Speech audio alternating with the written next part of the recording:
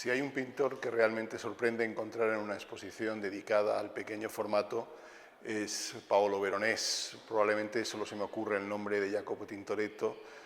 contemporáneo y hasta cierto punto rival suyo en la escena pictórica veneciana de la segunda mitad del siglo XVI, como un pintor que frecuentara menos el pequeño formato. Ello es así porque si hay una ciudad donde se pintaron los lienzos más grandes, fue en Venecia por razones estrictamente climáticas. La humedad lógica del clima de la laguna veneciana impedía a los pintores practicar el fresco, como hacían sus colegas en Florencia o en Roma, puesto que se deterioraba rapidísimamente como consecuencia de la humedad. Y para lograr cubrir las grandes superficies que debían ser pintadas en los palacios y en las iglesias, pues tuvieron que utilizar lienzos. Eso explica que en Venecia encontremos los lienzos más grandes jamás pintados. Y eso hizo que la mayoría de los pintores venecianos pues, se especializaran en este gran formato. Veronés es uno de los pintores que probablemente más metros cuadrados de pintura tenga en su haber en toda la historia de la pintura occidental. Muy pocas veces practicó o cultivó la pintura de pequeño formato.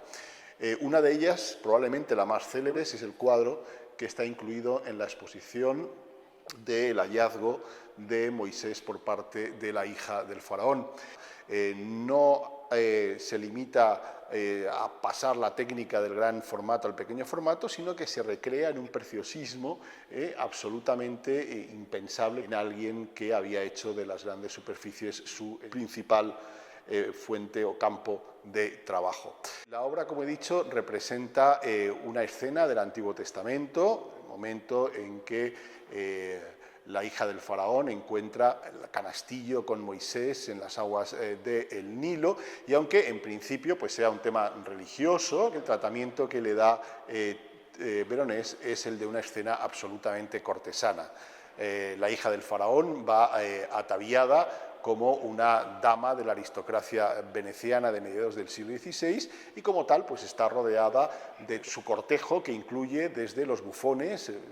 personajes prácticamente ineludibles en cualquier corte europea de la época, como también sirvientes negras como la que aparece a la izquierda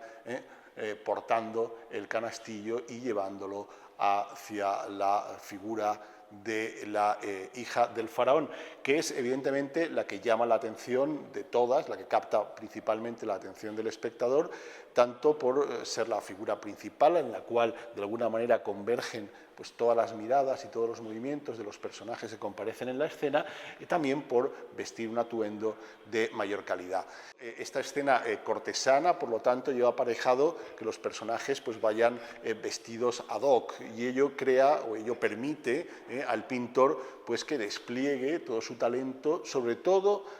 para la recreación de las texturas, el cómo están representadas las sedas, los bordados de los vestidos tanto de la princesa como de los miembros de su séquito. Es también fascinante el tratamiento del paisaje, con la ciudad al fondo, también narrada con un gran detallismo. De nuevo, no hay ningún prurito arqueológico, no hay ningún afán por reconstruir el Egipto faraónico, sino que, de nuevo, pues nos está mostrando un paisaje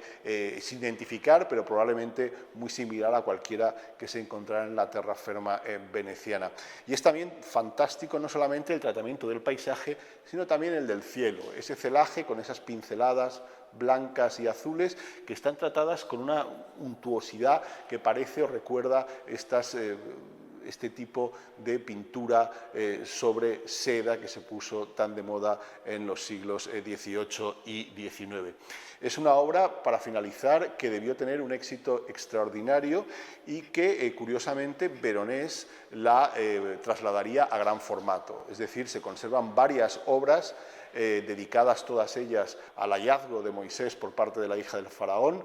todas ellas salidas del taller de Veronés, con diferentes grados de calidad y Esta es la única de pequeño formato, las otras son muchas veces exactamente los mismos personajes, pero dispuestos de una forma distinta en lienzos que pueden llegar a alcanzar hasta los 3 metros de anchura. Sabemos que, de hecho, una de esas versiones de gran formato pues formaba también parte de la antigua colección real española.